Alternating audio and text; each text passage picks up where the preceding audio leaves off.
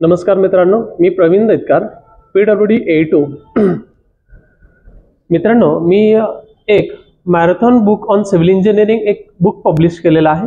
ज्यावेळेस मी 2019 मध्ये MPSCचं प्रिपरेशन करत होतो, त्यावेळेमध्ये वेगळे रेफरन्स बुक रीड केले होते, वेगळे IS कोड रीड केले होते आणि प्रिपरेशन करत असताना प्रिव्हियस इयर UPSCच्या असतील, MPSCच्या असतील, अदर स्टेट असतील, SSC JEE असतील आणि आपल्या सर्व स्टेट सर्व्हिसच्या JEE असतील, या प्रिव्हियस इयर क्वेश्चन पेपरचा अनालिसिस करून आणि मग त्यावर छान नोट्स तयार केलेल्या होत्या। मग आता या 2-3 वर्षानंतर 2-3 वर्षामध्ये झालेल्या IBPS आणि TCS पॅटर्न नुसार जे आपल्या स्टेट सर्व्हिस असतील किंवा आता लेटेस्ट झालेल्या SSC JEE असतील किंवा MPSC असतील, त्याच्या बेसिसवरती मी त्या नोट्स मध्ये अजून काही प्रमाणात नवीन टॉपिक्स यांचा समावेश केलेला आहे आणि आता ते सर्व एकत्र करून आणि एक छान बुक तिथे मी पब्लिश केलेला आहे। याआधी फर्स्ट एडिशन पब्लिश केली होती, ज्यामध्ये 1000 कॉपीज मी प्रिंट आउट केलेल्या होत्या। त्या 1000 मध्ये पूर्णच्या पूर्ण कॉपीज माझ्या सोल्ड आउट झालेल्या आहेत। त्या काही फर्स्ट एडिशन मध्ये काही ठराविक मिस्टेक्स झालेल्या होत्या, त्या झालेल्या मिस्टेक्स आपण दुरुस्त करून आणि नवीन सेकंड एडिशन पब्लिश केलेली आहे, ज्यामध्ये अजून काही डाटा ऍड केलेला आहे, नवीन काही अमेंडमेंट्स असतील त्या ऍड केलेल्या आहेत। असे एकूण 132 पेजेस या बुक मध्ये ऍड केलेले आहेत। आता मित्रांनो, या बुकचा फायदा कमीत कमी वेळेमध्ये पटापट तुमच्या रिव्हिजन्स होतील आणि पटापट रिव्हिजन्स व्हाव्यात किंवा चांगल्या पद्धतीने ते लक्षात राहावं, यासाठी मी काय केले, या बुकला कलरफुल केलेलं आहे। 4 कलर मध्ये हे बुक तयार केलेलं आहे। यामध्ये आता जो कलर केलेला आहे त्यालाही कोडिंग यूज केलेली आहे।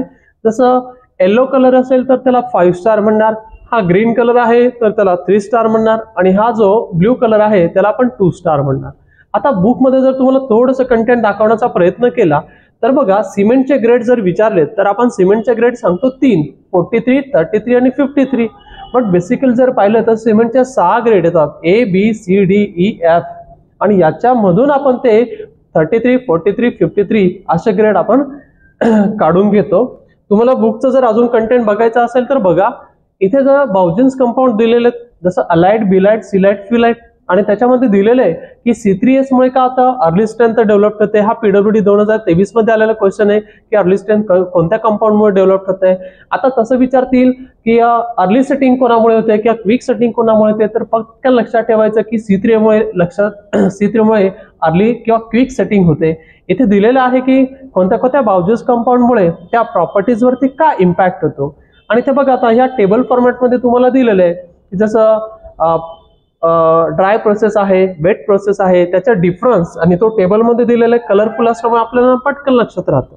अजून पुढे जर बघायचं ठरलं तर इथे टेस्ट दिलेले आहेत, की इथे तुम्हाला कंटेंट दिलेलं आहे, इम्प्युरिटीज दिलेल्या आहेत आणि त्याचं परमिसिबल लिमिट दिलेलं, या सर्व व्हॅल्यूज आपण IS 456 याच्यामधून घेतलेल्या आहेत। आता सिंपल सिमेंटची टेस्ट जर बघितली, फाईननेस टेस्ट, तर फाईननेस आपल्याला सिव अनालिसिस माहिती आहे, पण एअर परमेबिलिटी टेस्ट सुद्धा असते, जो आता लेटेस्ट आलेला क्वेश्चन आहे। किंवा पुढे एक्झाम मध्ये विचारते तुम्हाला की वॅगनर टर्बिडिटी टेस्ट कशासाठी यूज केली जाते।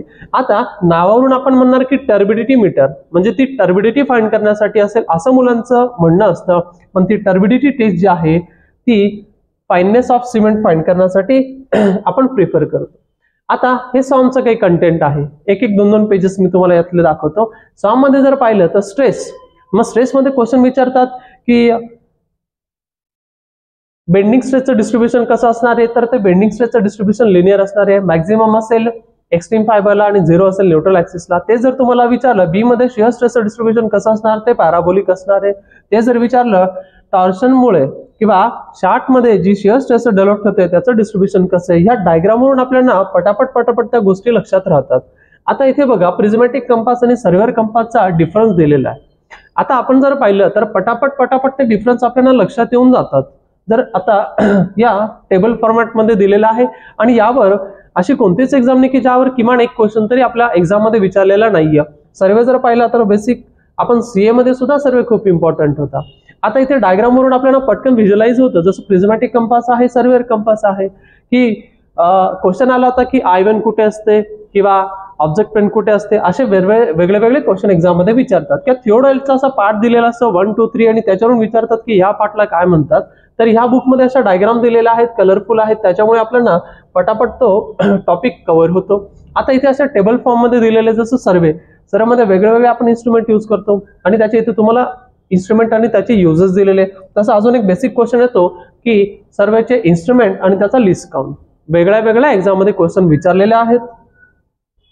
आता हायड्रोलॉजी मध्ये जर पाहिलं तर हायड्रोलॉजी मध्ये ही एक डायग्राम आहे. या डायग्राम मध्ये पूर्ण हायड्रोलॉजी कव्हर होतं. म्हणजे पाऊस कसं पडणार, पाणी कुठे जाणार, मग कसं वाहून जाणार, मग इव्हॅपोरेशन होतं, मग कंडेन्सेशन होतं, परत प्रेसिपिटेशन होतं आणि मग पाण्याचं कसं, या सायकलमध्ये आपली पूर्ण हायड्रोलॉजी कव्हर होते. आणि या टेबल फॉर्मॅटमध्ये दिलेलं आहे की किती वॉटर असणार आहे, सॅलिन वॉटर किती, फ्रेश वॉटर किती, किंवा हे जरी समजलं नाही तर इथे डायग्राम मध्ये दिलेलं आहे की डायग्राम म्हणून आपल्याला पटकन लक्षात येते. असा तो डाटा आपण इथे सर्व कव्हर करण्याचा प्रयत्न केलेला आहे. मित्रांनो, आता ज्या IBPS आणि TCS त्या एक्झाम कंडक्ट करतात त्याला ओरिएंटेशन किंवा त्याच्या बेसिसवरती आपण हे नवीन कंटेंट ऍड केलेले आहे आणि त्याचा फायदा तुम्हाला आगामी काळात होणाऱ्या ज्या आपल्या WCD असेल, WRD आहे, BMC आहे, PMC आहे, MIDC आहे, त्या एक्झाम मध्ये होतीलच. याआधी झालेल्या वेगळ्या एक्झाम जसं PWD असेल, PWD-C असेल, WRD-C असेल, टाउन प्लॅनिंग असेल, नगर परिषद असेल, या विविध एक्झाम मध्ये आपल्या बुकमधून 70 ते 80% क्वेश्चन्स आलेले आहेत. काही क्वेश्चन डायरेक्ट येतात, काही क्वेश्चन इनडायरेक्ट येतात आणि महत्वाचे जे पॉइंट्स असतील त्याला हायलाइट केलेले आहे जेणेकरून आपल्याला लगेच लक्षात येईल की हा इम्पॉर्टंट आहे आणि हा इम्पॉर्टंट नाहीये. सर्व फॉर्म्युले त्यामध्ये दिलेला आहे. आता हे बुक मी स्पेशली महाराष्ट्राच्या मुलांसाठी लिहिलेलं होतं, ज्या मुलांना क्लास करणं शक्य नाहीये किंवा आपल्याला कमीत कमी वेळेमध्ये जास्तीत जास्त रिव्हिजन्स याच्यामध्ये आपण कव्हर करू शकतो.